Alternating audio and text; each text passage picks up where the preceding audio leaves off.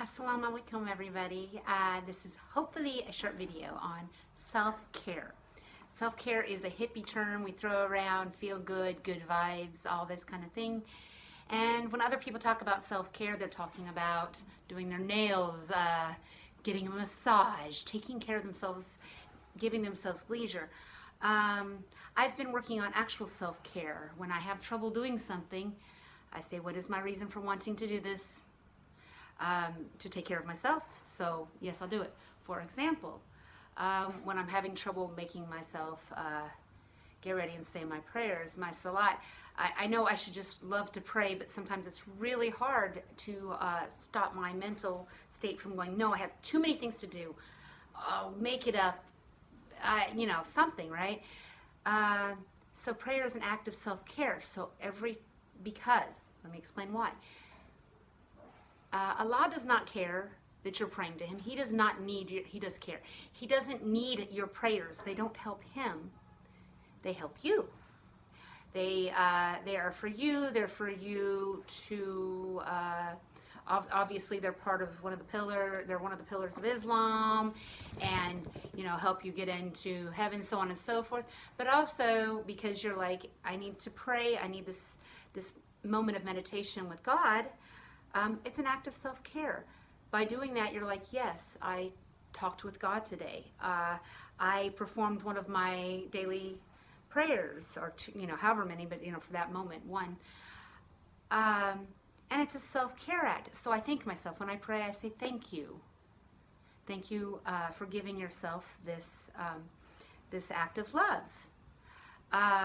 When I say I'm going to go out and run a few miles, and I run or walk or go to my yoga class that's at 8 in the morning, I always tell myself, you have to get out of bed or you have to get up off the couch. Why? Because you're worth it, because you love yourself. What will you gain from running? I will clear my mind. I will get my body and mind working. I will become physically more fit. I will have accomplished a goal. Thank you, me. I love you. Thank you for giving me this gift of running today. Thank you for giving me this gift of saying my prayers today. When I remember that I'm supposed to get a PPT done for work. Why? Because a PPT makes my life as a teacher a lot easier. I have this clear pictures. They might not understand the English, but surely they can see the picture. And those are important to me, but they're not necessary. But every time I do a PPT, it's an act of self-care. Thank you, me, for helping make my life easier and making me feel more confident as a teacher and look more confident as a teacher. When I remember to take my vitamins every day, sometimes I'm like, oh, why do I take my vitamins? I don't even feel like going on today. Same with nutrition. Why not just eat junk food? Who cares? It doesn't matter. I struggle a lot with depression and anxiety, so I do have a lot of those moments where, why does it matter what I eat? Why does it matter if I pray? Why does it matter if I run? Because I love me, because I need to take care of myself, because to love me, I have to show myself. Just like with other people, you can say I love you a million times, but it doesn't have the impact of showing that person you love them, right? In my case, I need to show me that I love me. So showing me that I love me means I'm waking up and going to bed when I should. I'm not eating high sugar foods or processed foods. And when I want to, some people are like, oh, eating chocolate is an act of self-love, taking care of yourself, indulging. I'm not talking about indulging. I'm talking about the opposite. I feel mentally and physically so much better when I'm not eating processed food, frozen food, McDonald's, these kind of things. They make me feel good. A